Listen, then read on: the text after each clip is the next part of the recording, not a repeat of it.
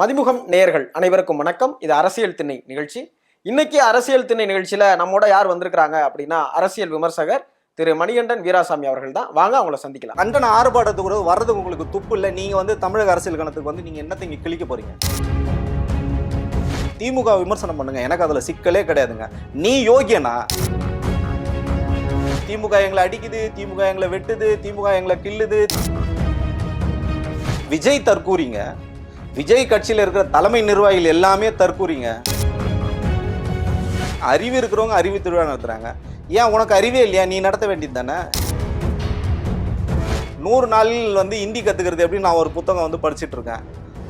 அதை மாதிரி பார்த்தீங்கன்னா 100 நாள் எப்படி முதலமைச்சர் ஆகப்போன்னு சொல்லிட்டு வகுப்பு எடுக்கிறதுக்கு வந்து விஜய் வந்து ஊர் ஊரா போய் இப்போ வந்து கிளாஸ் எடுக்க போறாரு. புசியானந்த சாராய கடை தாங்க இன்னைக்கு வரைக்கும் நடத்திட்டு இருக்காரு. மக்களை வந்து திமுக சுரண்டுறதுன்னு சொல்றீங்க. சுரண்டல் லாட்டரி வச்சுட்டு இருக்காங்க. கரூர்ல நடந்த 41 மரணங்களுக்கும் தாவேக தான் முழுக்க பொறுப்பு. நீங்க எங்க ஒரு அரசியல் தலைவனா இருந்தீங்க? சினிமா நடிகரா இருக்கும்போது சரி, இன்னைக்கும் சரி, நீங்க ஒரு தற்கூரியா தான் இருக்கீங்க.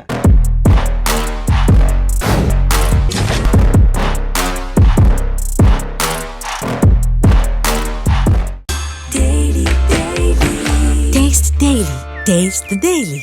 டயா பூஸ்டர் சுகரை கண்ட்ரோல் பண்ணும், உங்க ஆரோக்கியத்தை மீட்டு தரும். சர்க்கரையை கட்டுப்படுத்துறதுக்கான எளிமையான வழிமுறை, இயற்கையான வழிமுறை. அனைத்து மருந்து கடைகளிலும் கிடைக்கும். அரசியல் திண்ணை நிகழ்ச்சியில உங்களை சந்திக்கிறதுல ரொம்ப மகிழ்ச்சி. வணக்கம். வணக்கம்.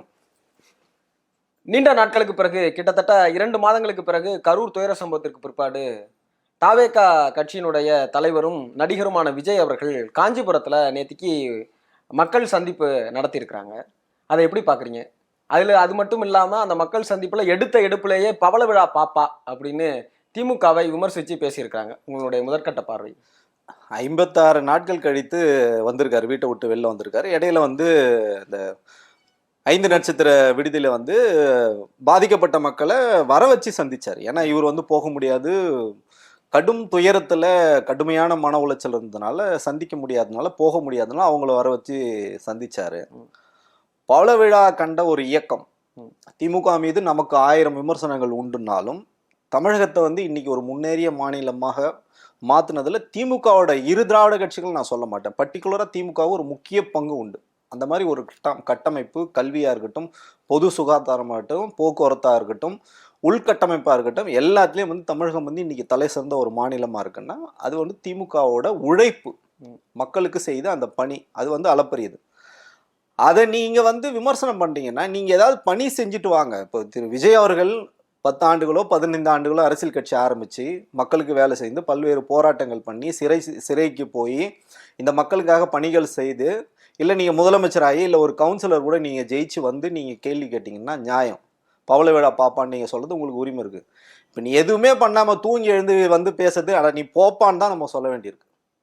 இல்லை, அவர் என்ன சொல்கிறாரு, நான் வந்து என்னோட உச்சத்தை விட்டுட்டு வந்திருக்கிறேன், நான் ஏன் வந்து இந்த அரசியல் கட்சி ஆரம்பிச்சிருக்கேன் அப்படின்னா எனக்கு வேற எந்த அஜெண்டாவுமே இல்லை, தமிழ்நாட்டு மக்களினுடைய வாழ்வாதாரமும் அவர்களுடைய நலனுக்காக மட்டும்தான் நான் கட்சி ஆரம்பிக்கிறேன் அப்படிங்கிற மாதிரி நேத்திக்கு அவர் சொல்றாரு. வேற எந்த உள்நோக்கத்தோடையும் கட்சி ஆரம்பிக்கல. இந்த மாதிரியான அரசியல்வாதிகள் வந்து சுரண்டல்லையும் ஊழல் பேர்வழியுமா இருக்காங்க, அதனால தமிழ்நாட்டினுடைய முன்னேற்றம் தடைபடுது, அதுக்காக தான் கட்சி ஆரம்பிச்சிருக்கேன் அப்படிங்கிறாரு. அந்த பொது நோக்கத்தை நம்ம அப்படி குறை சொல்வது நியாயமா இருக்குமா? சரிங்க, நான் என்ன கேட்குறேன்னா, நாங்கள் வந்து ஜல்லிக்கட்டோட ஒருங்கிணைப்பாளர். நான் பல்வேறு போராட்டங்கள் பண்ணி பல்வேறு வழக்குகள் வந்து வாங்கியிருக்கோம். தொடர்ச்சியாக வந்து இன்றைக்கும் வந்து ஆளுகின்ற மத்தியிலும் சரி மாநிலத்திலும் சரி ஆளுகின்ற கட்சிகளை வந்து நாங்கள் வந்து எதிர்த்து இன்னைக்கு வந்து போராடிட்டு இருக்கோம். நல்லது செய்வதை வந்து பாராட்டுவதும், மக்கள் எதிரான வந்து விஷயங்களை செய்யும்போது வந்து எதிர்த்து குரல் கொடுப்பதும் நாங்கள் வந்து பண்ணிட்டு இருக்கோம். இப்படி இருக்கும்போது திரு விஜய் அவர்கள் வந்து தமிழ்நாட்டோட முதலமைச்சர் ஆகணும்னு யாராவது ரோட்ல இறங்கி போராட்டம் பண்ணாங்களா? தமிழக அரசியலையே வந்து திரு விஜய் அவர்கள் தான் வந்து காப்பாற்றணும். அம்மையார் ஜெயலலிதா கிடையாது, ஐயா கலைஞர் கிடையாது, தமிழக அரசியலில் மிகப்பெரிய ஒரு வெற்றிடம் இருக்குது, இந்த வெற்றிடத்தை என்ன பண்ணால் திரு விஜய் அவர்களால் தான் முடியும்னு யாராவது பொதுமக்கள் இறங்கி யாராவது சாலையில் இறங்கி போராட்டம் பண்ணாங்களா? தீ குளிச்சாங்களா? எதாவது பண்ணாங்க? நீங்கள் வந்து உங்களால் முடியல, டான்ஸ் பர்ஃபார்மன்ஸே உங்களால் பண்ண முடியல, உங்களோட சினிமா கேரியர் முடிஞ்சு போதுன்னு நீங்கள் வரீங்க. உங்களை யாரும் இங்கே வந்து அரசியலுக்கு வாங்கன்னு சொல்லி கூப்பிடல. அப்படி நீங்கள் வரணும்னு நினச்சா நீங்கள் குறைஞ்சபட்சம் அரசியலுக்கான எந்த விதமான பாடமும் நீங்க வந்து படிக்காம நீங்க இன்னைக்கு தற்கொலைத்தனமா வந்து பேசிட்டு இருக்கிறதுனால இங்க என்ன மாற்றத்தை நீங்க எடுத்துட்டு வருவீங்க? ஒருவேளை நீங்க அப்படியே நீங்க மாறணும், இல்ல அரசியல் களத்தை புதுசா நான் மாத்த போறேன், அப்படியே தலைகீழா புரட்டி போறேன், தலைகீழாகத்தான் குதிப்பேன்னு நீங்க சொல்றீங்கல்ல, என்ன நீங்க வந்து பண்ணீங்க? வீட்டுக்குள்ள தானே படுத்துட்டு இருக்கீங்க. ஏங்க எஸ்ஐஆர் குறித்து நாடே பத்திட்டு எரியுதுங்க, அவ்வளோ பிரச்சனைகள் வந்து போயிட்டு இருக்குங்க. நீங்க ஆர்ப்பாட்டம் பண்ற, உங்க கட்சி ஏற்பாடு பண்ற ஒரு கண்டன ஆர்ப்பாட்டத்துக்கு கூட வர்றதுக்கு உங்களுக்கு துப்பு இல்லை. நீங்க வந்து தமிழக அரசியல் கணத்துக்கு வந்து நீங்க என்னத்தை இங்க கிழிக்க போறீங்க? இல்ல எஸ்ஐஆரே வந்து தமிழக வெற்றிக் கழகம் வந்து எங்க ஜெயிச்சிருங்கிற பயத்துல தான் இவங்க கொண்டு வராங்க அப்படின்னு வந்து தாவேகாவுடைய நிர்வாகிகள்லாம் அந்த மீட்டிங் நடக்கிற அந்த இதனுடைய கல்லூரி வாயிலே கூட பேசுறாங்க. திரு விஜய் அவர்கள் கூட வெளியிட்ட காணொலியில அப்படிதான் சொல்றாங்க. அதாவது வந்து நம்மளுடைய டிவிகே நண்பர்களுக்கு வந்து அந்த எஸ்ஐஆர் ஃபார்ம்ஸே வந்து கொடுக்கக்கூடாதுன்னு திமுக சதி பண்ணுது அப்படின்னு. இது எப்படி பாக்குறீங்க? இதனாலதான் தற்கூரிகளின் தலைவன் விஜய் அவர்கள் சொல்றேன். நான் தற்கூரின்னு அந்த தொண்டர்களை ஒரு நாளும் நான் சொன்னதில்லை. நூற்றுக்கணக்கான பேட்டிகள் நம்ம பேசினாலும் ஒரு இடத்துல கூட தாவேகா தொண்டர்கள் குறித்து நம்ம வந்து அவதூறு பேச, ஏன்னா அவங்க வந்து உண்மையிலேயே தெரியாது. திரையில வந்து ஒரு ஹீரோவை வந்து பார்த்துருக்காங்க. அவர் வந்து எல்லாரையும் வந்து காப்பாற்றுவார், ஆபத்தில் காப்பாற்றுவார், ஃபைட் பண்ணுவார், நல்லா டான்ஸ் ஆடுவார். அதெல்லாம் வந்து திரையில பண்ற அண்ணன் வந்து தரையில பண்ணுவார். நம்ம அவர் வந்து எது வேணாலும் வீட்டுக்குள்ள ஓடி ஒளிஞ்சிட்டு கதவை சாத்திப்பாருன்னு சொல்லிட்டு இப்பதான் அந்த தொண்டர்களுக்கே வந்து தெரியுது. நீங்க அரசியல் பேசுறதுக்கு என்ன சார் இங்க இருக்கு சொல்லுங்க? உங்களுக்கே ஒரு அறிவோ ஒரு புரிதலோ எதுவுமே உங்களுக்கு தெரியாது. திமுக தான் எஸ்ஐஆர் எடுத்துன்னு வந்து அந்த இளைஞர்கள் வந்து பேசுறாங்க. நீங்களும் என்ன சொல்றீங்க? இதுல வேற ராஜ்மோகன் வந்து ஒரு பேராசிரியரை போல அவர் வந்து விளக்கம் கொடுத்தாரு. என்னையா விளக்கம் கொடுத்த வெண்ண? உனக்கு என்ன தெரியுது எஸ்ஐஆர் குறித்து? உனக்கு என்ன வந்து தெரியும் சொல்லு. நீ அந்த அந்த கூட்டத்துக்கும் நீ வரல. அதுக்கப்புறம் ஒரு மக்கள் சந்திப்புன்னு சொல்லிட்டு சீட்டிங் பண்ணி உங்க ரசிகர் சந்திப்பு அது 2000 பேரும் உங்க தொண்டர்கள் தான். எல்லாருமே அந்த ஐடி கார்டு வச்சுட்டு இருக்கான். இது எப்படி நீங்க மக்கள் சந்திப்புன்னு சொல்லிட்டு வாய் கூசாம எப்படி நீங்க போய் பேசுறீங்க? முதல் நாளே திரு புசி ஆனந்த் அவர்கள் வந்து அந்த டோக்கன்லாம் இஷ்யூ பண்ணாங்க. இஷ்யூ பண்ணி தேர்ந்தெடுத்து தான் உள்ள அனுப்புறோம், கூட்ட நெரிசலை தவிர்க்கணும் அப்படிங்கிறதுக்காக ஒரு முன்னேற்பாடா தான் செஞ்சோங்கிறாங்க சார். அதெல்லாம் வெல் அண்ட் குட் சார். நீங்க வந்து அதெல்லாம் அந்த ஏற்பாடுகள் உண்மையிலே உளமாற நான் வந்து வரவேற்கிறேன், பாராட்டுறேன். அதுல வந்து மாற்று கருத்தே இல்லை. இப்போ சொல்றேன், விஜய் அவர்கள் மேல நமக்கு எந்த விதமான காழ்ப்புணர்ச்சியும் கிடையாது. இங்க தமிழகத்துல வந்து இங்க எவ்வளவு பிரச்சனைகள் இருக்குங்க. நம்ம போராடி போராடி போராடி தாங்க இந்த இடத்துக்கு வந்திருக்கோம். இந்த இடத்துல வந்து நம்ம வந்து ஒரு உயர்ந்த நிலையில ஒரு மாநிலத்தை ஒரு நடிகர் என்ற ஒரு போர்வையில ஒரு போலியான மனிதர் வந்து அந்த கட்டடத்தையே வந்து சரிக்கிறல்ல. அப்ப நாங்க இதை வேடிக்கை பார்த்துட்டு போக முடியாதுல்ல. நாங்கெல்லாம் போராட்ட காலத்துல இருந்து வந்திருக்கோங்க. நீ என்ன போராட்டம் பண்ண சொல்ல? நீ சார்ந்த சினிமால நீ ஏதாவது போராட்டம் பண்ணி ஒரே ஒரு ரசிகர் மன்ற காட்சி நீ இலவசமா கொடுத்துருக்கியா? உன் ரசிகர்களுக்கு இலவச காட்சி கொடுத்துருக்கியா? நீ உன் படத்துக்கெல்லாம் பிளாக் டிக்கெட் தான் விற்கிறாங்க. எல்லாத்தையும் நீ பார்த்துட்டு தான் இருக்க. உன் சொந்த படத்தை வச்சே தான் நீ சம்பளத்தில் வந்து 25 கோடியிலேருந்து 50 கோடி ஆக்கணும், 50 கோடியிலேருந்து 100 கோடி நீயே ஒரு படத்தை பினாமி வச்சு தயாரிச்சு உன் சம்பளம்லாம் அப்படி தான் வந்து உயர்ந்தது. இன்ன வரைக்கும் வருமானம் ஒரு ஒழுங்கா நீ கட்டியிருக்கியா? எதுவுமே கிடையாதுங்க. சொந்த வாழ்க்கையிலேயே உனக்கு வந்து எந்த விதமான ஒரு டிசிப்ளினும் இல்லாத ஒரு மனிதர் அரசியலில் வந்து நான் மொத்தத்தையும் நான் மாற்றிடுவேன். ஏங்க நீங்கள் திமுக விமர்சனம் பண்ணுங்க, எனக்கு அதில் சிக்கலே கிடையாதுங்க. நீ யோகியனா? நீ ஃபர்ஸ்ட் சரியா இருக்கியா? உன் தொண்டர்களை நீ வந்து சரியா வழி நடத்துறியா? அந்த தொண்டர்கள் வந்து கொம்பு சீ விடுற வேலை தானே நீங்க செஞ்சுட்டு இருக்கீங்க. ஆதவர்ஜுனா வந்து சொல்றாப்ல, என் தலைவனை கை வச்சுப்பார், கை வச்சு உன்னை ஒண்ணுமே பண்ணல யாருமே. என்ன கை வச்சிட்டல, எங்க அண்ணன் நடுறா பாப்போம், எங்க அண்ணன் நடுறா பாப்போம். நீ வந்து வடிவேலு காமெடி மாதிரி நீ வந்து அவரை மாத்தி நடந்த கூட்டத்துல கூட திரு விஜய் அவர்கள் சொல்றாங்க, ஏன்டா விஜய தொட்டோம் அப்படின்னு நீங்க கதறுவீங்க அப்படிங்கிறாரு. ஏங்க உங்களை தொட்டனா நீ என்ன 1000 வாட்ஸ் கரண்டா உங்களை ஷாக் அடிக்கிறதுக்கு? ஏன்னாங்க காமெடி எல்லாம் பண்ணி அரசியல் களத்துல வந்து நீங்க வந்து காமெடி பண்ணிட்டு இருக்காதீங்க, களத்தை வந்து மாத்தாதீங்கன்னு சொல்றதா நம்ம வந்து சொல்லி. சோ இப்படி இருக்கிற காலகட்டத்துல திரு விஜய் அவர்களுக்கும் எந்த அரசியல் புரிதலும், அவர் தொண்டர்களுக்கும் எந்த அரசியல் புரிதலும் இல்லை. அந்த தலைமையில் இருக்க யாருக்குமே அரசியல் புரிதலும். அந்த தொண்டர்களை வழிநடத்துவது திரு விஜய் அவர்களோட கடமை. இன்னைக்கும் பாத்தீங்கன்னா நேத்திக்கும் அந்த தொண்டர்களை வந்து உசுப்பேத்தி விடுறாரு. நான் பொதுவா நான் ஒன்னு சொல்லுவேன், நீங்க சொல்லுங்க, டிவிகே விசஸ் டிஎம்கே அப்படின்னா அந்த தொண்டர்களை வந்து ஒண்ணுமே தெரியாம அப்பாவிங்க அவங்கள வந்து கொம்பு சீவி விட்டு அவங்கள வந்து வழக்கு வாங்க வைக்கிறது தான் விஜயோட நோக்கம். விஜய்க்கு வேற எந்த நோக்கமும் இல்லை. அவங்க வந்து பாத்தீங்கன்னா தென்னாட்டு பெட்டாஷான்னு சொல்லிட்டு பேசுறாங்க இல்லைங்களா. ஆரம்பத்திலேயே வந்து இங்க வந்து நேற்று குழப்பமே பாத்தீங்கன்னா நம்ம நண்பர் தான் ராஜ்மோகன். இந்த காணொலி வாயிலாக கூட அவருக்கு வந்து சொல்றேன், ராஜ்மோகன் தயவு செஞ்சு அவருக்கு வந்து இந்த மாதிரி விஷயங்கள்லாம் சொல்லி கொடுங்க, அவருக்கு தெரியாதுங்க. அவரோட லெவலுக்கு என்னவோ நீங்க எழுதி கொடுங்க. தென்னாட்டு பெராஷா வந்து அறிஞர் அண்ணான்னு சொல்றாரு. நம்ம அண்ணனுக்கு தெரிஞ்சதெல்லாம் அமித்ஷா மட்டும்தான். என்னடா இது அமித்ஷாக்கு பத்தியில பெர்னாட்சான்றாங்க, யார் அவரு எனக்கு தெரியாதுன்னு சொல்லிட்டு அங்க கன்ஃபியூஸ் ஆனவர் தான். அவரு ஜென்ரலா ஒரு லாங்குவேஜ் ஒன்று சொல்லுவாருங்களே, எனக்கு மறந்து போச்சு, அதை நீங்க சொல்லுங்க, நீங்க தான் ரொம்ப அருமையா சொல்லுங்க. அவர் ஒரு டைட்டில் ஒன்று சொல்லுவாருங்களே, என் நெஞ்சில் குடியிருக்கும், என் நெஞ்சில் குடியிருக்கும் சொல்லுவார்ல. ஏன் அதை சொல்றேன்னா, இவர் ஒரு நாளும் யார் நெஞ்சிலும் இவர் வந்து குடியிருந்ததே கிடையாது. ரசிகர்களை இவர் நெஞ்சில ஏத்துனது. அதனால அதை என் வாயால் அதை சொல்லக்கூடாதுன்னு சொல்லி தான் உங்க வாயால் நான் சொல்ல வச்சேன். அதை கூட மறந்துட்டாருங்க. கடைசியில பேசி முடிச்சதுக்கு அப்புறம் தான் அவர் சொல்றாரு, முழுக்க முழுக்க நேத்திக்கு பார்த்தீங்கன்னா சொதப்பல். இன்னும் ஒருபடி மேலே போய் சொல்லணும்னா, இப்போ நம்ம திருக்குறள் அறிவு இருக்கார்ல, அவர் வந்து நல்ல ஒரு அருமையான ஒரு பாடகர். டிவிக்கே கூட ஒரு கொள்கை பாடல் வந்து அவர் வந்து பாடியிருக்கார். விஜயோட இணைந்து கூட பாடியிருக்கார். நல்ல ஒரு அற்புதமான ஒரு இளைஞர், திறமையான ஒரு இளைஞர். அவர் பார்த்தீங்கன்னா என்ஜாமி என்ஜாமின்னு ஒரு பாடல் ஒன்று பாடினார். ரொம்ப பிரபலமான ஒரு பாடல். நான் ரொம்ப விரும்பி கேட்பேன். என் மகளுக்கு ரொம்ப பிடிச்ச ஒரு பாடல். அந்த பாட்டு பார்த்தீங்கன்னா ஒப்பாரி ராகம். அந்த ஒப்பாரி ராகம் வந்து பார்த்தீங்கன்னா கிராமத்தில் ஒருத்தவங்க இறந்து போயிட்டாங்கன்னா ஊரில் இருக்க பாட்டிலாம் ஒன்று சேர்ந்து பாட்டு போடுவாங்க. அதுதான் அந்த ஒப்பாரி ராகம். அந்த ஒப்பாரி ராகம் வலிமையானது. அந்த ராகத்துல தான் அந்த என்ஜாமி என்ஜாமி பாட்டு வரும். அதே அந்த ஒப்பாரி ராகம் தாங்க விஜய் வந்து பண்ணிட்டு இருக்காரு. கட்சி ஆரம்பிச்ச முதல் நாள்ல இருந்து இன்னைக்கு வரைக்கும் பாத்தீங்கன்னா எங்க போனாலும் ஒப்பாரி அழுக, ஒரே அழுக, ஓலம். திமுக எங்களை அடிக்குது, திமுக எங்களை வெட்டுது, திமுக எங்களை கில்லுது, திமுக எங்களை டீச்சர் அவன் என்ன கிள்ளிட்டான் டீச்சர் அப்படின்னு சொல்லுவோம் பார்த்தீங்களா நம்ம சின்ன வயசுல. அதையே தாங்க இன்னைக்கு வரைக்கும் விஜய் அவர்கள் பண்ணியிருக்காரு. திமுக குறித்து காழ்ப்புணர்ச்சி பண்றதுக்கு மட்டுமே ஒரு கட்சி, பிஜேபி என்ன சொல்றாங்களோ அதை மட்டுமே சொல்றது ஒரு கட்சினா இது களத்துல எப்படி எடுபடும்?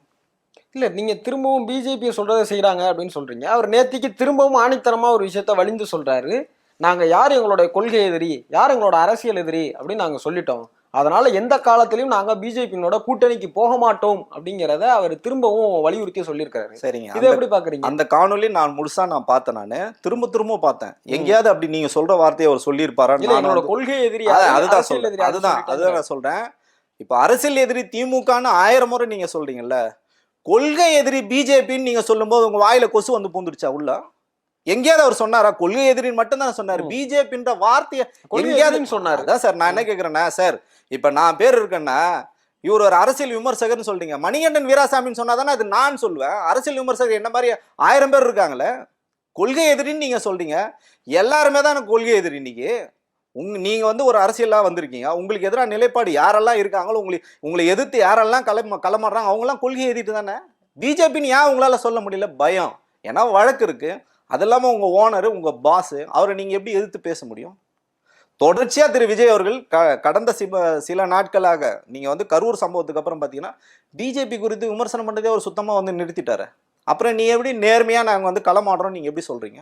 இல்ல தாவேக்காவனுடைய தொண்டர்கள் எல்லாம் கேட்கும்போது அவங்க என்ன சொல்றாங்கன்னா, இங்க யார் ஆட்சியில இருக்காங்களோ அவங்களதான் இப்ப எதிர்க்க வேண்டிய சூழல் இருக்குது. அதனால நாங்க வந்து அவங்கள முதல்ல முன்னிறுத்தி களமாட வேண்டிய சூழல்ல இருக்கிறோம். அவங்க வந்து எங்களுடைய கொள்கை எதிரி தான், அதுல எங்களுக்கு எந்த மாற்று கருத்தும் இல்லை அப்படிங்கிற மாதிரி வாதங்கள் எல்லாம் முன்வைக்கிறாங்க. கிட்டத்தட்ட அதே பேட்டர்னை தான் விஜய் கையில் எடுக்கிறாரோ அப்படிங்கிற மாதிரியும் தோணுது. அதனால அவங்க வந்து கூட்டணிக்கு போறதுக்கு வாய்ப்பு இல்லைங்கிறத திரும்ப திரும்ப சொல்லும் போதுமே கூட திரும்ப நம்ம ஏன் அவங்கள வந்து பிஜேபியினுடைய இணைச்சி பார்க்க வேண்டிய தேவை இருக்குன்னு நினைக்கிறீங்க? சரிங்க, நான் என்ன கேட்குறேன்னா, இந்தியான்னு ஒரு நாட்டுக்குள்ள தமிழகம்னு ஒரு மாநிலம் இருக்கு. இந்தியா முழுக்க 28 மாநிலங்கள் இருக்கு. அதுல ஒரு மாநிலம் வந்து தமிழ்நாடு. மத்தியில் ஒரு அரசாங்கம் இருக்கு, மாநில ஒரு அரசாங்கம் இருக்கு. மாநில அரசாங்கத்துன்னு ஒரு சில வந்து நெறிமுறைகள் இருக்கு. மாநில அரசாங்கம் ஒரு சில வேலைகள் தான் செய்ய முடியும். மத்திய அரசாங்கம் வந்து ஒரு சில வேலைகள் வந்து செய்ய முடியும். இங்க உங்களுக்கு வந்து மத்திய அரசாங்கம் தவிர்த்துட்டு மாநில அரசாங்கம் மட்டும் சுயேட்சையா நீங்க வந்து இயங்க முடியாது. நீங்க கெட்டுற வரி பணத்துல இருந்து முதற்கொண்டு நீங்க சென்ட்ரலுக்கு கொடுத்து தான் அங்கிருந்தா உங்களுக்கு வந்து வரியோட பகிர்வே வந்தோம். இப்ப நதிநீர் பிரச்சனை கர்நாடகத்துக்கும் நமக்கும் இருக்குன்னா இதை வந்து தமிழகம் வந்து தீர்க்க முடியாது. இதுக்குதான் வந்து ஒரு கூட்டாட்சி தத்துவம் வந்து இதுதான் வந்து அடிப்படை. இந்தியான்றதுல தமிழகம் வந்து ஒரு ஸ்டேட், எல்லா மாநிலங்களும் ஒருங்கிணைந்து தான் தமிழ்நாடு. இப்போ நீ வந்து தமிழ்நாடு குறித்து நான் பேசுவேன், ஆனால் வந்து மத்திய அரசாங்கம் குறித்து நான் பேச மாட்டேன். நம்ம பாகிஸ்தானோட நம்ம இருக்குமா, இல்லை ஸ்ரீலங்காவோட நம்ம அடிப்படையான ஒரு விஷயம் இருக்குது பார்த்தீங்களா? நான் இங்கே இருக்கிறவங்க மட்டும்தான் கேள்வி கேட்பேன். நான் அங்கே கேள்வி கேட்டேன்னா சரி ஓகேங்க, நீங்கள் வந்து அப்போ நாடாளுமன்றத்தில் வந்து நீங்கள் ஓட்டே போட மாட்டீங்களா? நாடாளுமன்றத்தில் வந்து எம்பி எலெக்ஷன் வருது, யாருமே தாவைக்கா தொடர்பாக யாருமே வந்து பேச மாட்டாங்களா? இல்லை இவங்க போட்டி போடவே மாட்டாங்களா? இல்லை ஓட்டளிக்க? என்னங்க அபத்தமான அரசியல் இது? இதனால தான் சொல்றோம் தற்கூரிகளின் தலைவன் சொல்லிட்டு விஜய் நாங்க சொல்றது காரணம் என்னன்னா இதனால தான். அந்த தொண்டர்களுக்கு நீங்க ஒரு புரிதல் பண்ணுங்க. ஏன்டா 2 பேரையும் தானே நம்ம எதிர்க்கணும். 2 பேரும் தானே இங்க வந்து அரசியல் பண்ணிட்டாங்க. அவங்க வந்து நமக்கு பாத்தீங்கன்னா புதிய கல்வி கொள்கைன்னு ஒன்று எடுத்துட்டு வந்து இந்த புதிய கல்வி கொள்கை நீங்க ஏத்துக்கிட்டாதான் இங்க வந்து ஃபண்டு தருவோம்னு சொல்லிட்டு கொடுக்க மாட்டேன்டாங்க. நீட்டுன்னு ஒரு கொடிய அரக்கணை இங்க வந்து இன்ட்ரடியூஸ் பண்ணி நம்ம குழந்தைகள் வந்து இன்னைக்கு கல்வியை வந்து மருங்கடிக்கப்படுகிறது. எத்தனை குழந்தைகள் வந்து இறந்து போறாங்க. இப்போ விவசாயிகள் போராட்டம் வந்து நடந்துட்டு இருக்கு. நெல்லோட ஈரப்பதத்தை வந்து இன்க்ரீஸ் பண்ணி கொடுக்கணும். 17% 22% வந்து உயர்த்தி கொடுக்கணும். உயர்த்தி கொடுத்தா மட்டும்தான் வந்து விவசாயிகளுக்கு வந்து நிவாரணம் வந்து கிடைக்கும். எப்பயே போன புயலுக்கு கூட இன்னைக்கு வரைக்கும் நிவாரணம் வந்து கொடுக்கல. நம்ம வந்து மதுரைக்கும் கோயம்புத்தூருக்கும் வந்து மெட்ரோ கொடுக்கல. இதெல்லாம் உங்களுக்கு அரசியல் அறிவு, அரசியல் புரிதல் இருந்தால் தான் நீங்கள் பேசுவீங்க. அதை விட்டுட்டு நான் ஸ்டேட்டுக்குள்ளே தான் நான் வந்து அரசியல் பேசுவேன், சென்ட்ரல் நான் எதிர்த்து பேச மாட்டேன், உங்களோட அடிமைத்தனத்தை தான் இதை காட்டுறதுக்காண்டி, அறிவிலித்தனத்தை தான் காட்டுது, உங்கள் அரசியலோட மேன்மையை இது காட்டல. இல்லை, நேற்று இப்போ நீங்கள் திரும்பவும் சொன்னீங்க, இணையத்தில் வந்து இந்த சொல்லாடல் ரொம்ப பிரபலமாக வந்து பகிரப்படுது. டிவிகேவனுடைய நண்பர்கள் எல்லாருமே தற்குறி அப்படிங்கிற சொல்லாடலை வந்து மற்ற எல்லா கட்சிக்காரர்களுமே அந்த சொல்லாடல் வந்து பயன்படுத்துகிறாங்க. அதை கவனித்த திரு விஜய் அவர்கள் நேற்று சொல்றாங்க, யாரை பார்த்து தற்குறின்னு சொல்றீங்க, இவங்க எல்லாருமே நாளைய சமுதாயத்தை கட்டமைக்க போற ஆச்சரியக்குறி, உங்களுடைய இதை வந்து அரசியல் இதை வந்து கேள்விக்குறியாக போறிய கேள்விக்குறி அப்படின்ற மாதிரிலாம் நேற்று அடுக்குமொழிகள்ல வசனம் சொல்லியிருக்கிறாங்க. நாங்க தற்குறி இல்லை அப்படிங்கிறத சொல்லியிருக்கிறாங்க. அதை விட இன்னும் ஒரு படி மேல போய் என்ன சொல்லியிருக்காங்கன்னா, இவ்வளவு காலகட்டமா உங்களுக்கு வாக்களிச்ச மக்களை தான் நீங்க தற்குறின்னு சொல்றீங்க அப்படின்னு சொல்றாங்க. நீங்களும் இப்ப விஜய் அவர்களை தற்குறிங்கிறீங்க, இது எப்படி? நான் ரொம்ப தெளிவா சொல்றேங்க, விஜய் தற்கூறிங்க. விஜய் கட்சியில் இருக்கிற தலைமை நிர்வாகிகள் எல்லாமே தற்கூறிங்க. அந்த மக்களோ தொண்டர்களோ தற்கூறின்னு யாருமே சொல்ல. திமுகவோ எங்களை மாதிரி அரசியல் விமர்சகர்களோ மித்த பிற கட்சிகளோ யார் வேணாலும் இருக்கட்டுங்க, யாருமே மக்களை தற்கூறின்னு சொல்லவே இல்லை. ஒரு சிலர் வந்து சொல்லியிருக்கலாம். எப்படி சொல்லியிருக்கலாம், நேற்றுக்கு பார்த்தீங்கன்னா அந்த கூட்டத்துக்கு ஒரு அம்மா வந்து 3 மாச குழந்தைய கூப்பிட்டு வராங்க. புசியானந்த் சொல்றாருங்க, புசியானந்த் சொல்றாரு உங்களுக்கு அனுமதி இல்லைன்னு சொல்றாரு. உண்மையிலேயே நான் வந்து வரவேற்கிறேங்க. அந்த குழந்தைய கூப்பிட்டு, ஏங்க 3 மாச குழந்தை என்னங்க பாவம் பண்ணுச்சு, உனக்கு திமிரு விஜய போய் பார்க்கணும்னு நீ போய் பாரு, பிரச்சனையே கிடையாது. அந்த குழந்தை என்ன பாவம் பண்ணுச்சு? ஒரு 3 மாச குழந்தை தாய்ப்பால் குடிக்கணுங்க. அந்த குழந்தை எப்படிங்க உள்ள 3 மணி நேரம் 4 மணி நேரம் இல்லை அரை நாள் ஆகுமா ஒரு நாள் ஆகுமான்னு தெரியாது. என்னங்க அவசியம்? உனக்கு குழந்தையா பிறந்த பாவத்துக்கு அது ஏங்க பட்டினியோட கிடக்கணும்? புரியுதுங்களா? நான் சொல்றதுல வந்து உங்களுக்கு ஏதாவது தவறு இருந்தால் தயவு செஞ்சு மன்னிச்சிருங்க. இது ஒரு அறக்கோவங்க. இது தமிழ் சமூகம் அப்படியே அங்கே வந்தது. நம்ம எவ்வளோ போராட்டங்கள் பண்ணி ரத்தத்தை சிந்திதாங்க இன்னைக்கு இந்த இடத்துல வந்திருக்கோம். நம்ம பாடுபட்டு சுதந்திரத்தை வாங்கியிருக்கோம். இன்னைக்கும் வந்து கொள்ளைக்காரன்கிட்ட இருந்து நம்ம வந்து இன்னைக்கும் போராடிட்டு இருக்காங்க. மத்திய அரசாங்கம் நமக்கு எதுவுமே கொடுக்க மாட்டேங்குதுங்க. இன்னைக்கு நம்ம உரிமைகள் வந்து நசுக்கப்படுதுங்க. ஒரு பக்கம் மொழிவாரி மானியங்களை பிரிக்கும் போது கூட நம்ம இன்னைக்கு வரைக்கும் நம்ம வந்து தனிச்சிறப்போட நம்ம வந்து இருக்கோம். இந்தியா வந்து திணிக்கிறான். பல்வேறு ரூபங்கள் நம்மளுக்கு எவ்வளோ ஆபத்துகள் வரும்போது நம்ம எவ்வளோ ஆபத்தை நோக்கின்னு இருக்கும்போது ஒரு நடிகங்க, சாதாரண ஒரு நடிகருங்க, அந்த நடிகருக்கு எதுங்க நீங்க பெத்த குழந்தைய பலி கொடுக்கணுமா? நீங்க இது விஜய் அவர்களோட தவறே கிடையாதுங்க. இந்த மக்களோட மனநிலை வந்து மாறணும். விஜய் சொன்னாரா 3 மாச குழந்தைய தூக்கிட்டு வாங்க, 6 மாச குழந்தை, நம்ம எல்லாத்துக்கும் திரு விஜய் அவர்கள் வந்து குறை சொல்ல முடியாது. நமக்குன்னு ஒரு சுய கட்டுப்பாடுன்னு ஒண்ணு வேணாமா உங்களுக்கு? அவங்க திருப்பி அனுப்பிச்சிட்டாங்க. நீங்க சொல்லுங்க, அந்த மாதிரி 6 பேர் நேற்றுக்கு வந்திருக்காங்க. இது மக்களும் தயவு செஞ்சு புரிஞ்சுக்கணும். அவர் வந்து ஒரு பெரிய மீட்பாரோ பெரிய தேவதூதரோ கிடையாதுங்க. அவரும் நம்மள மாதிரி நம்மளுக்கு இருக்கிற கண்ணு காது மூக்கு வாய், நமக்கு பசிச்சா எப்படி வந்து பசிச்சா நம்ம வந்து சாப்பிட்றோமோ அதே மாதிரி தாங்க அவர் சாப்பிட்றாரு. அவர் வந்து பசி இல்லாம தூக்கம் இல்லாம வந்து கடவுள் கிடையாதுங்க. கடவுள்னு ஒன்று இருக்கான்னு தெரியாது. அது வந்து உங்களோட பார்வைக்கு நான் விட்டுறேன். ஒருவேளை உங்களுக்கு அந்த நம்பிக்கை இருந்தா கூட நம்மள மாதிரி ஒரு சக மனிதர் தான் அவரை நீங்க கொண்டாடுங்க. இப்ப விஜய் எனக்கும் பிடிக்குங்க. அவர் சினிமாவில் நடிச்சா நான் வந்து அவரை கொண்டாடுவேன். முதல் நாள் ஷோ போய் பார்ப்பேங்க. நான் அவ்வளோதாங்க விஜய்க்கும் எனக்குமான தொடர்பு. அவரை நான் வந்து மனசில் ஏற்றிக்கிட்டு நான் வந்து என் குழந்தைய கூட நான் சாவடிப்பேன்னு சொன்னால் அது என்ன மாதிரி மனநிலை? இதை நம்ம வந்து எதிர்த்து தானே கேட்கணும். அப்போ நீங்கள் தற்கூரின்னு சொல்லி தான் ஆகணும். அந்த மாதிரி நபர்களை நம்ம நீங்கள் கடவுள்னு சொல்ல முடியுமா? நீங்கள் தற்கூரின்னு தான் நம்ம சொல்லி ஆகணும். அந்த மாதிரி ஒரு சிலர் தான் நம்ம வந்து விமர்சனம் பண்ண வேண்டி, தாவேகா தொண்டர்களையோ பொதுமக்களையோ யாருமே தற்கூரின்னு சொல்லல. இவர் தான் கொம்பு சீ விடுறாரு, உங்களுக்கு ஓட்டு போட்ட மக்களை வந்து தற்கூரின்னு சொன்னீங்க அப்படிலாம் யாருமே சொல்லலைங்க. அதனால தான் சொல்கிறோம், ஒப்பாரி வைக்காதீங்க விஜய், பொய் சொல்லாதீங்க விஜய், உண்மையை பேசுங்க விஜய் அப்படின்னு நம்ம சொல்றது காரணம் வந்து இந்த தற்கூரி விஜயை தான் நம்ம சொல்றோம். இப்போ அதே மாதிரி அந்த அறிவு திருவிழா திமுக சார்பில் நடைபெற்ற அந்த அறிவு திருவிழாவில் எம்எல்ஏ எழிலன் அவர்கள் வந்து இது வந்து ஒரு காட்டமான ஒரு விமர்சனத்தையும் முன் வச்சிருந்தாங்க. எல்லாருமே தற்கூரின்னு வந்து சொல்லாதீங்க, நாம அந்த ஜென்சி கிட்ஸோட வந்து உரையாட தவறி இருக்கிறோம், நம்ம வகுப்பறைகளில் முறையான அரசியலை பேச ஏதோ ஒரு காலகட்டத்தில் நம்ம தவறிட்டோம், அதனால நாம அவங்கள்ட்ட உரையாட தொடங்கணும் அப்படிங்கிற மாதிரியான ஒரு இதை வந்து சொல்லியிருந்தாங்க அவருடைய கருத்தை. அந்த கருத்தை குறிப்பிட்டு நேற்றுக்கு பேசக்கூடிய விஜய் அவர்கள் என்ன சொல்றாங்கன்னா, அது ஏதோ அவர்களுக்கு ஆதரவான கருத்து தெரிவித்தது போல திமுகவினுடைய எம்எல்ஏவே நமக்கு ஆதரவா பேசுறாரு, இதனால திமுகவில் ஒரு குழப்பம் ஏற்பட்டிருக்கு அப்படின்னு சொல்லியிருக்கிறாரு. இது எப்படி பாக்குறீங்க? இல்லைங்க, திரு விஜய் அவர்கள் வந்து தொடர்ச்சியா நம்ம வந்து பார்த்துட்டு இருக்கோம். கட்சி ஆரம்பிச்சது இன்னைக்கு வரைக்கும், நேத்திக்கு நடந்த அந்த மக்கள் சந்திப்பு வரைக்கும். ஏன்னா மக்கள் சந்திப்புனே போய் சொல்றாரு, அது வந்து அவங்க தொண்டர்கள் சந்திப்பு தான். அதுல பாத்தீங்கன்னா அதான் சொல்றேன், மடை மாற்றி பேசுறது பாத்தீங்கன்னா இதுக்கு முன்னாடி யார் பண்ணுவோம், RSS சங்கிகள் வந்து பேசுவாங்க. இங்க களத்துல ஒண்ணு நடக்கும், அவங்க அங்க வேற மாதிரி வந்து பேசுவாங்க. மாயாஜாலங்களை காட்டி மக்களை ஏமாத்தி தான் வந்து இன்னைக்கு வந்து ஓட்டுகளை வந்து வாங்கியிருக்காங்க. திமுக அண்ணா திமுக முதுகுல சவாரி செஞ்சு தான் மாநில கட்சிகள்லாம் விழுங்கி தான் இன்னைக்கு பிஜேபி வந்து எல்லா மாநிலங்களும் வந்து ஆட்சியில் வந்து இருக்காங்க. அதை தான் இங்கே வந்து முயற்சி பண்ணுறாங்க. அவங்க தான் வந்து இதுக்கு முன்னாடி நம்ம வந்து பார்த்துருக்கோம். ஒரு விஷயத்த நம்ம ஒரு கோணத்தில் சொல்லுவோம், அவங்க வந்து வேறு கோணத்தில் வந்து அதை அவங்களுக்கான திசை திருப்பி பொய்களை சொல்லி மக்களை வந்து ஏமாத்தும். அந்த வேலைகள் இன்னைக்கு யார் செய்கிறாங்கன்னா விஜய் அவர்கள் சிறப்பாக செய்கிறாங்க. அங்கே நடந்தது வேற, பேசுனது வேற. உங்களை பெருமையாக தான் வந்து பேசியிருக்காங்க, உங்களை விட்டுறக்கூடாது அப்படின்னு சொல்லி தான் பேசியிருக்காங்களே கண்டி. உடனே நீங்கள் என்ன சொல்றீங்க, அவர் அஞ்சலி அம்மாவோட சொந்தக்காரர் கேட்டாங்களா உங்ககிட்ட யாராவது கேட்டாங்களா? அவர் அஞ்சலி அம்மாவோட சொந்தக்காரர் உனக்கு யாருன்னு தெரியுமா? ஃபர்ஸ்ட் அஞ்சலி அம்மாலாம் யாரும் உனக்கு தெரியுமா? அந்த கட்சியோட தலைவர் தானே. நீ பாமக கடன் வாங்கி நீ வச்சுட்டு இருக்க, உனக்கு யாருன்னு தெரியுமா? எதுவுமே தெரியாதுங்க. அதனால தாங்க சொன்னேன், நான் ஒப்பாரியோட ஒப்பிட்டு விஜய் அவர்களோட கொள்கை தலைவர்னு அறிவிச்சிருக்காரு, அவருக்கு யாருன்னு தெரியாதா? ஏங்க தெரியாதுங்க. நான் என்ன சொல்றேன், கொள்கை தலைவர்னு நீ சொல்றல்ல, பெரியார் குறித்து கொள்கை தலைவர் நீ பேசிட்டா இன்னமும் ரசிகர் மனப்பான்மையில் வந்து உனக்காக வந்து உயிரை விடுறாங்க.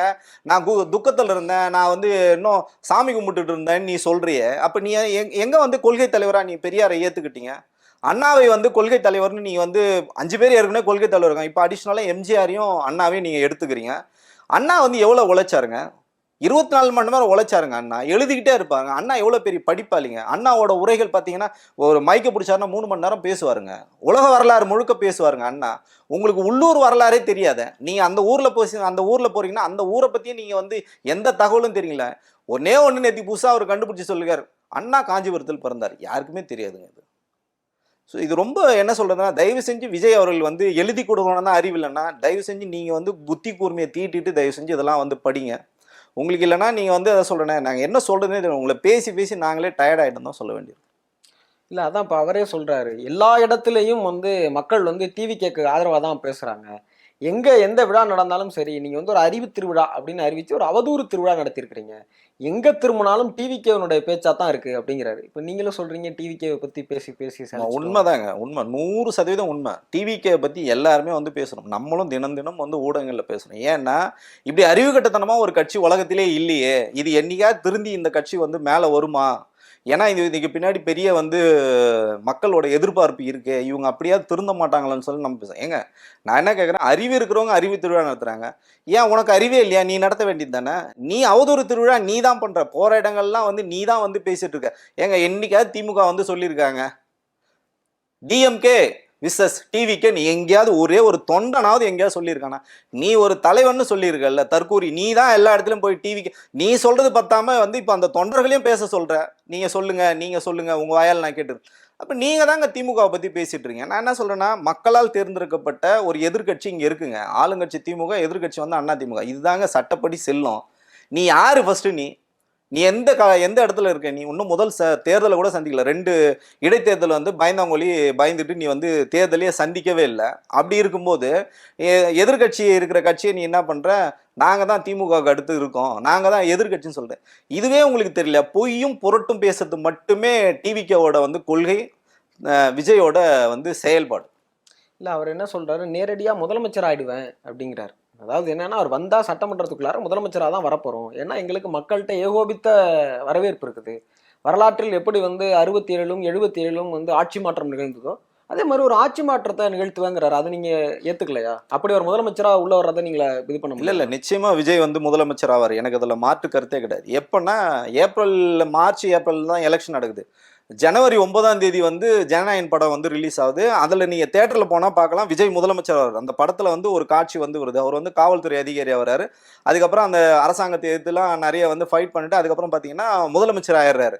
ஸோ அப்போ ஜனவரி மாதமே முதலமைச்சர் ஆயிடுறாருங்க அவர். நீங்கள் வந்து ஏப்ரல் வரைக்கும்லாம் வெயிட் பண்ணீங்க. கண்டிப்பாக விஜய் வந்து முதலமைச்சர் தான். ஜனநாயகன் படத்தில் அந்த காட்சி 100% இருக்குது. நானும் நம்புறேன் விஜய் வந்து அதில் இருக்கார், முதலமைச்சராக இருக்கார். களத்தில் வேலையே செய்யலை. நீ தொண்டர்களுக்கு வந்து ஓட்டே கிடையாது. எல்லாம் வந்து புதிய வாக்காளர்கள் இன்னும் வந்து ஓட்டர் ஐடியா அப்ளை பண்ணல. எவனுக்குமே ஓட்டே கிடையாது. அவனுங்கெல்லாம் கொம்பு சீவி விட்டுட்டு இருக்க. நீ வந்து முதலமைச்சராக போறேன்னா சொல்றேன். 100 நாளில் வந்து ஹிந்தி கத்துக்கிறது எப்படின்னு நான் ஒரு புத்தகம் வந்து படிச்சுட்டு இருக்கேன். அதை மாதிரி பார்த்தீங்கன்னா 100 நாள் எப்படி முதலமைச்சராக போகும்னு சொல்லிட்டு வகுப்பெடுக்கிறதுக்கு வந்து விஜய் வந்து ஊரா போய் இப்போ வந்து கிளாஸ் எடுக்க போறாரு. உலக தலைவர் எல்லாம் வந்து ஆச்சரியமா விஜய் அவர்கள் வந்து பார்த்துட்டு இருக்காங்க. எப்பரா 100 நாள்ல முதலமைச்சர் ஆகுதுன்னா அதை விஜய் தான் வந்து சொல்ல போறேன். இந்த மாதிரி தற்கூரித்தனமா பேசியதை விட்டுட்டு களத்துல வந்தா குறைஞ்சபட்சம் ஒரு 1% 1/2% ஓட்டு வாங்கிறதுக்கான வாய்ப்பாவது இருக்கு.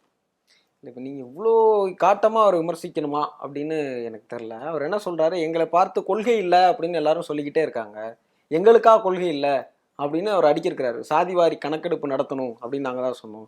வக்பு வாரியத்திற்கு எதிரான கோர்ட்டில் போய் அணுகுனது நாங்கள் தான் அணுகணும். பிறப்பு ஒக்கும் எல்லா உயிர்க்கும் அப்படிங்கிற தத்துவத்தை கொள்கையாக கொண்டிருக்கிறோம். எங்களுக்கு கொள்கை இல்லையா அப்படின்னு ஒரு காட்டமான விமர்சனத்தை முன் வச்சிருக்காரு.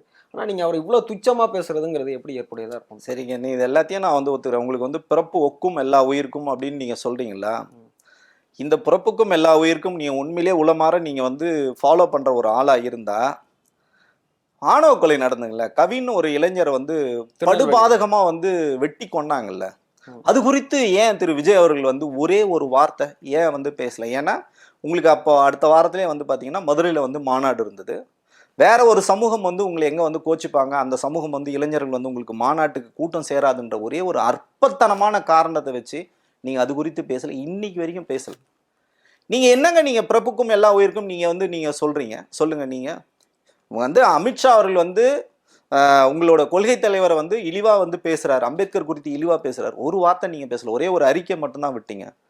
அண்ணன் சீமான் அவர்கள் வந்து பாத்தீங்கன்னா தொடர்ச்சியா வந்து பெரியார் குறித்து வந்து அவதூறு கருத்துக்களை வந்து பரப்புறாரு. உங்க கட்சி தொண்டர்களை வந்து சீவி விடுறீங்க, கொள்கை பரப்பு செயலாளர் இருந்து ஊடகத்துல பேசுறவங்கள பேசணும். நீங்க ஏன் ஒரு வார்த்தை கூட பேச மாட்டேன்றீங்க? நீங்க இவ்வளவு தூரம் பேசுறீங்கல்ல, ஒரு டிரான்ஸ்பரன்சியான நிர்வாகத்தை நான் அமைப்பேன்னு சொல்றீங்கல்ல. புசியானந்த சாராய கடை தாங்க இன்னைக்கு வரைக்கும் நடத்திட்டு இருக்காரு. ஆனந்த் ஒயின் ஷாப்னு சொல்லிட்டு பாண்டிச்சேரியில் நடத்திட்டு இருக்காரு. சொரண்டல் மக்களை வந்து திமுக சொரண்டுறதுன்னு சொல்றீங்க. சொரண்டல் லாட்டரி வச்சுட்டு இருக்காங்க. அவன் தாங்க உங்களுக்கு பணத்தெல்லாம் செலவு பண்ணிருக்கான். ஆதவர்ஜுனா தான் உங்களுக்கு பணத்தெல்லாம் செலவு பண்ணிட்டு இருக்காரு. நீ என்ன நேர்மையை பத்தி பேச உங்களுக்கு ஏதாவது ஒரு துளி, ஒரே ஒரு துளி, நீங்களும் இன்னைக்கு வரைக்கும் சினிமாவில் வந்து பிளாக் டிக்கெட் தாங்க வித்துட்டு இருக்கீங்க. நீங்க யாருங்க வந்து பேசுறதுக்கு? நீ ஃபர்ஸ்ட் யோகியனா? நீ ஃபர்ஸ்ட் ஒழுங்கா இருந்து வந்து பேசு. நீ பேசுற அரசியல நாங்க ஏத்துக்கிறோம், உன் பின்னாடி வரோம் நாங்க. அதே மாதிரி நேற்று பேசும்போது அவர் என்ன சொல்லியிருக்காரு அப்படின்னா வந்து இந்த ஊழல் பேர் வழிகளை வந்து நம்ம வீட்டுக்கு அனுப்பணுங்கிற மாதிரியான ஒரு சொல்லாடலை பயன்படுத்தி என்ன சொல்றாருன்னா மணற்கொள்ளை பாலாறு சிக்கல் குறித்து அவர் பேசியிருக்கிறாரு. அப்புறம் காஞ்சிபுரம் மாவட்டத்தில் தொடர்ச்சியாக இருக்கக்கூடிய பல்வேறு சிக்கல்களை பஸ் ஸ்டாண்ட் உள்பட பல இந்த மாதிரியான சிக்கல்கள்லாம் இருக்கு. அரசாங்கம் இங்கெல்லாம் செயல்பட தவறிட்டு நாம ஆட்சிக்கு வந்து இதெல்லாம் செயல்முறைப்படுத்துவோம் அப்படிங்கிற மாதிரி சொல்லியிருக்கிறாரு. அதை எப்படி பாக்குறீங்க? இல்லை, இது வந்து உண்மையிலே நல்ல விஷயம் தான். இது விஜய் அவர்கள் வந்து நம்ம எல்லா விஷயத்துலையும் வந்து விமர்சனம் பண்ணுறது நம்ம நோக்கமும் கிடையாது, குறிக்கோளும் கிடையாது. நீங்கள் ஒரு என்ன சொல்றதுன்னா, ஒரு அரசியல் கட்சின்னா அரசியல் கட்சிக்குன்னு ஒரு சில மாண்பு இருக்குது, ஒரு சில திட்டமிடல் இருக்குது, ஒரு சில செயல் திட்டங்கள் இருக்குது. இதெல்லாம் நீங்கள் பண்ணணும்னு சொல்லிட்டு தான் நம்மளும் வந்து எதிர்பார்க்குறோம். விஜயை வந்து விமர்சனம் பண்ணுறதுக்காக நான் ஒன்றும் பிறந்து வரலைங்க. விஜயை ஆதரித்து பேசணும் தான் நான். உங்களோட செயல்பாடுகள் சரியில்லை, நீங்கள் வந்து மக்களுக்கான அரசியலை நீங்கள் எடுக்கலை, நீங்கள் பிஜேபி ஆர்எஸ்எஸ் அஜெண்டாக்குள்ளே போனதுனால தான் உங்களை எதிர்த்து நம்ம பேசுகிறோம். நீங்கள் பேசுகின்ற அரசியல் மக்களுக்கான அரசியல் கிடையாது. மக்களை வந்து நீங்கள் வந்து முட்டாள்தனமாக்கி திரும்ப வந்து இந்த படித்து ஒரு முற்போக்குத்தனமாக இருக்கிற ஒரு சமூகத்தை, இந்த ஒரு தமிழ் சமூகத்தை நீங்கள் வந்து பிற்போக்குத்தனமாக திரை பிம்பத்தை காமிச்சு, திரை கவர்ச்சியை காமிச்சு பின்னாடி இழுக்கிறீங்கன்றதான் உங்கள் மேலே நாங்கள் வைக்கிற குற்றச்சாட்டு. இந்த மாதிரி நீங்கள் வந்து பொதுவான விஷயங்களோ மக்கள் சார்ந்த விஷயங்களோ இந்த மாதிரி நீங்கள் பேசினா உங்கள் பக்கம் நாங்கள் நிற்போம். ஆனால் அங்கேயும் ஒரு பிரச்சனை என்னன்னா, நீங்கள் திமுகவை மட்டும்தான் டார்கெட் பண்ணுறீங்க. எல்லா கட்சிகளை பற்றியும் பேசுங்க மிஸ்டர் விஜய், நாங்கள் உங்களை ஆதரிக்கிறோம். நீங்கள் திமுக குறித்து பேசுங்க, அண்ணா திமுக குறித்து பேசுங்க, பிஜேபி குறித்து பேசுங்க, காங்கிரஸ் குறித்து பேசுங்க, விசிக குறித்து பேசுங்க, நாம் தமிழர் குறித்து பேசுங்க, எல்லார பற்றியும் பேசுங்க, பாமக குறித்து பேசுங்க, எல்லார பற்றியும் பேசுங்க. எல்லா கட்சியிலுமே பிரச்சனை இருக்குங்க. சரி, எல்லார பற்றியும் பேசுங்க. அதுதானே ஒரு ஆரோக்கியமான அரசியலாக இருக்கும். திமுக மாற்று தாவேக்கான்னா திமுக இன்னைக்கு களத்தில் வேலை செய்கிறாங்க, எஸ்ஐஆருக்கு வந்து வேலை பார்த்துட்டு இருக்காங்க. ஒரு பக்கம் வந்து கோர்ட்டில் வந்து அவங்க வந்து எதிர்க்கிறாங்க. இன்னொரு பக்கம் பார்த்தீங்கன்னா மக்களுக்கு வந்து அந்த ஃபார்மை வந்து ஃபில் பண்ணுறதுலேருந்து ஒரு வார் ரூம் வச்சு மக்களுக்கு வந்து விளக்கங்கள் வந்து கொடுக்குற வரைக்கும் இன்னைக்கு திமுக வேலை செய்யுது. தாவேக்கா தொண்டர்கள் எங்கே இருக்காங்க களத்தில்? யாருமே இல்லையே. இப்போ நீங்கள் திருப்பி இப்போ ரெஸ்ட் எடுத்துட்டீங்க. அது பார்த்தீங்கன்னா வீக்கெண்டு பார்ட்டி தான் இது. வீக்கெண்டு கூட வரதே இல்லை. 54 நாள் கழிச்சு நீங்கள் வந்திருக்கீங்க. இது இப்போ திருப்பி சைலண்ட், அவ்வளோதான். நீங்கள் வந்து போயிட்டீங்க. இதுக்கப்புறம் எப்போ வருவீங்கன்னு தெரியாது. திருப்பி வந்து சேலத்தில் ஒரு மாநாடு நடத்த போகிறோம், மக்கள் சந்திப்பு நடத்த போகிறோன்னு ஒரு சாத்தியமில்லாத ஒரு நாளை வந்து நீங்கள் கேட்டுட்டு திருப்பி நான் சொல்லுங்கள் அரசாங்கம் எங்களை பார்த்து பயம்புது நடுங்குது. அதெல்லாம் எதுவுமே கிடையாதுங்க. நீங்கள் தாங்க வந்து பிஜேபியை கண்டு நடுங்கிட்டு இருக்கீங்க, திமுகவை கண்டு நீங்கள் தான் தொடர் நடுங்கிட்டு இருக்கீங்கன்னு இங்கே யாருமே உங்களை பார்த்து பயப்படல. சமீப காலங்களில் ஒரு நிகழ்ச்சியில் பேசும்போது திரு ஆதவ அர்ஜுனா அவர்கள் என்ன சொன்னாங்கன்னா, எங்கள் தலைவர் மாதிரியே சட்டை போடுறீங்க, எங்கள் தலைவர் என்னென்னலாம் பண்ணுறாரோ அது எல்லாத்தையும் வந்து திமுக அப்படியே காப்பி அடிக்குது, நீங்கள் காப்பி கேட்டாக இருக்கீங்க அப்படிங்கிற மாதிரியான ஒரு விமர்சனத்தை ஆதவ அர்ஜுனா அவர்கள் முன் வச்சுருந்தாங்க. அதன் அடிப்படையில் பார்த்தா இப்போது சமீபத்தில் நடந்த அந்த அறிவு திருவிழாவில் அந்த பேக்ட்ராப்னு சொல்லக்கூடிய அந்த பேனரில் வந்து என்னென்னா அண்ணா அவர்கள், கலைஞர் அவர்கள், மு.க. ஸ்டாலின் அவர்கள் இந்த புறமும், இன்னொரு பக்கம் வந்து பெரியார் அவர்கள் இருந்தாங்க. அதுக்கு நடுவில் பேசக்கூடிய அந்த போடியம் வந்து ஸ்டாலின் அவர்கள் நிற்கிற போடியமும், அதே மாதிரி உதயநிதி ஸ்டாலின் அவர்கள் நிற்கிற போடியமும் வந்து அந்த ஃபோட்டோ வந்து பெரிய வைரலாக பகிரப்பட்டுச்சு, அந்த வீடியோவும் பகிரப்பட்டுச்சு. கட் பண்ணா நேத்திக்கு நடந்த நிகழ்ச்சியில் அதே மாதிரி பேட்டர்னை டிட்டோவாக எடுத்து நடுவில் பெரியார் அவர்களை வச்சுட்டு பெரியாருக்கு முன்னாடி திரு விஜய் அவர்கள் நின்று பேசுற மாதிரியான ஒரு பேட்டர்ன் இருக்கு. ஆனா யார் இப்ப காப்பி பண்ணா அப்படிங்கிறது வந்து பெரிய சலசலப்பை ஏற்படுத்திருக்கு. இது எப்படி பாக்குறீங்க? யார் யாரை காப்பி அடிக்கிறா? இல்ல இது நம்ம ஆரம்பத்துல இருந்தே இது கொஞ்சம் நம்ம தெளிவா பேசணும். ம்.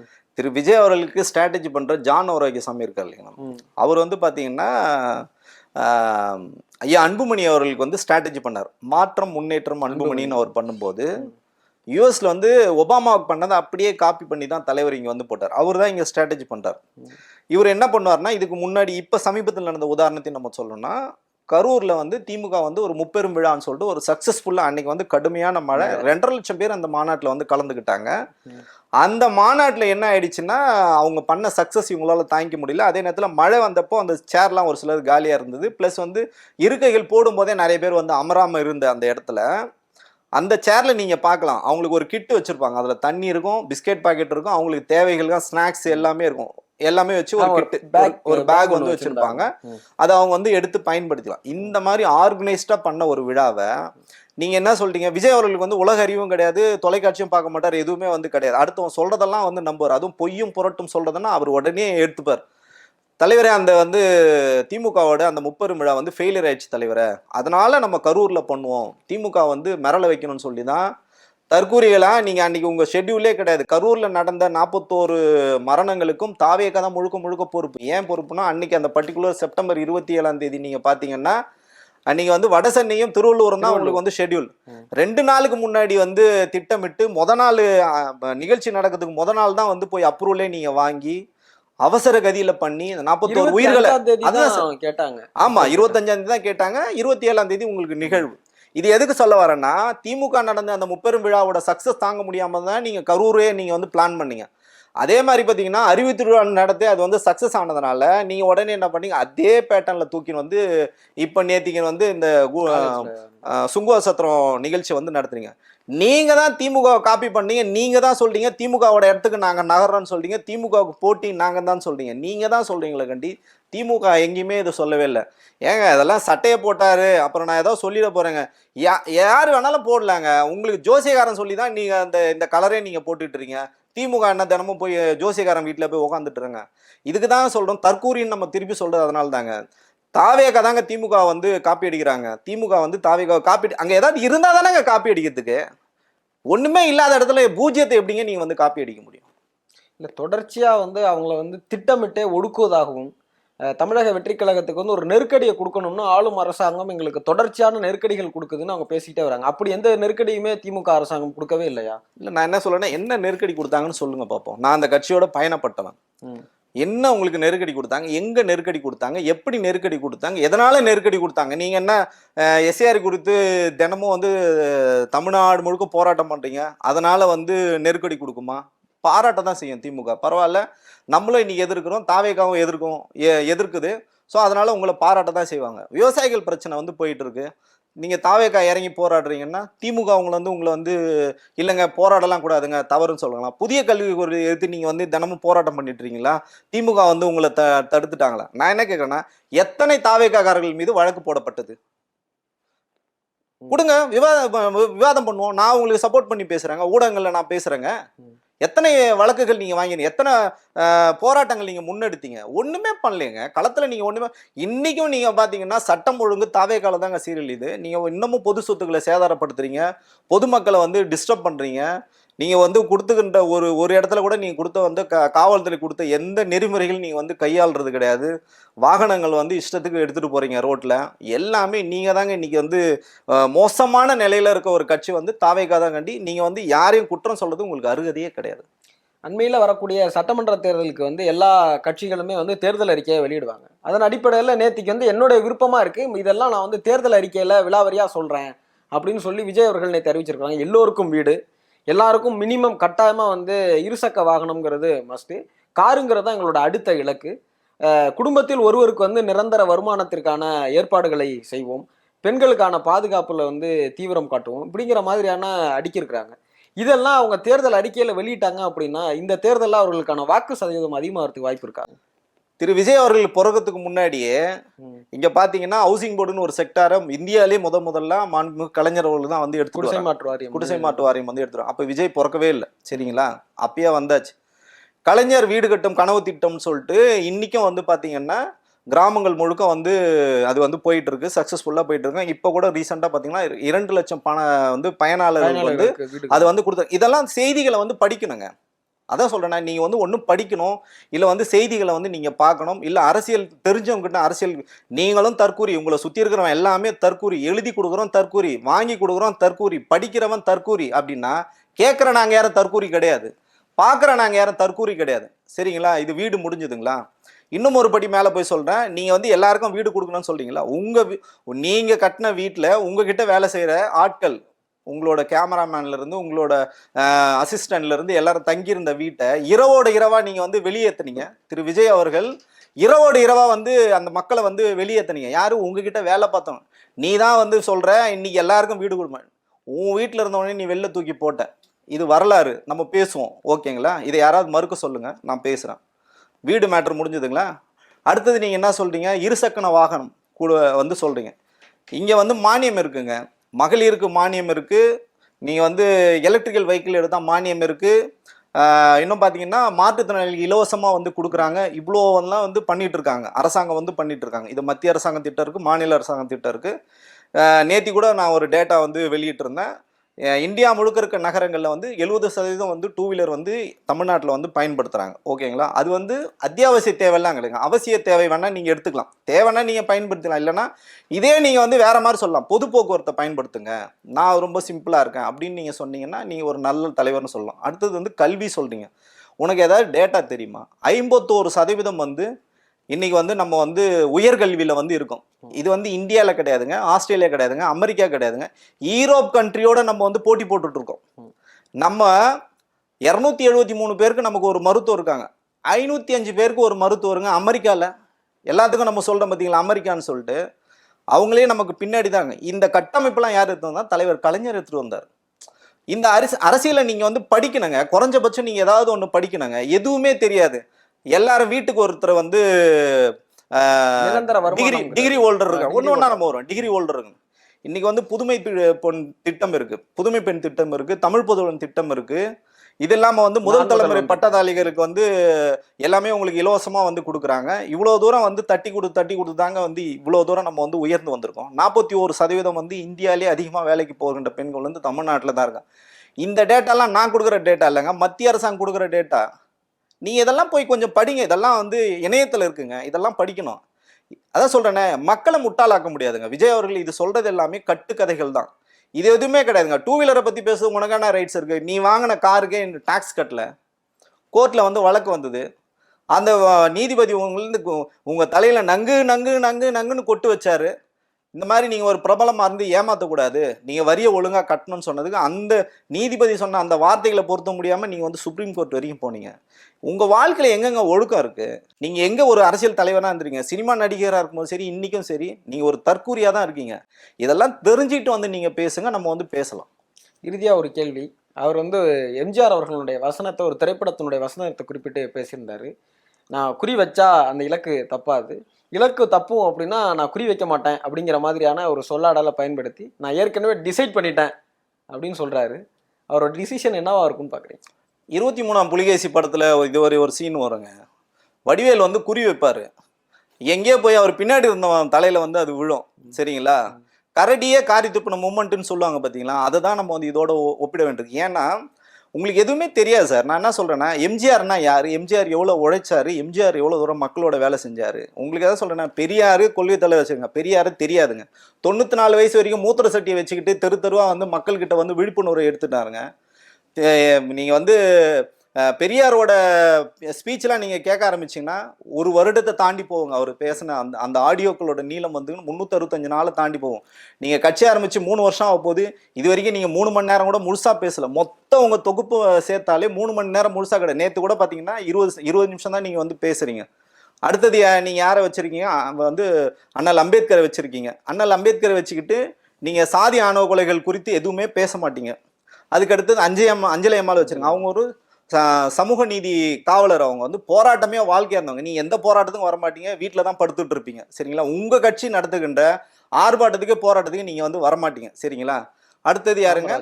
காமராஜரை வச்சுருக்கீங்க. காமராஜர் கொள்கை தலைவராக சொல்கிறீங்க. காமராஜர்னா எளிமை. நம்ம வந்து ஒரு நாளைக்கு 60 லட்ச ரூபாய் செலவு பண்ணி பிரைவேட் ஜெட்டில் தான் வந்து போவோம். பவுன்சர் கூட பார்த்தீங்கன்னா ஃபாரின்லேருந்து தான் பவுன்சர் எடுத்துகிட்டு வருவோம். தமிழ்நாட்டிலேருந்து யாரும் பவுன்சர் வந்து எடுத்துக்க மாட்டோம்.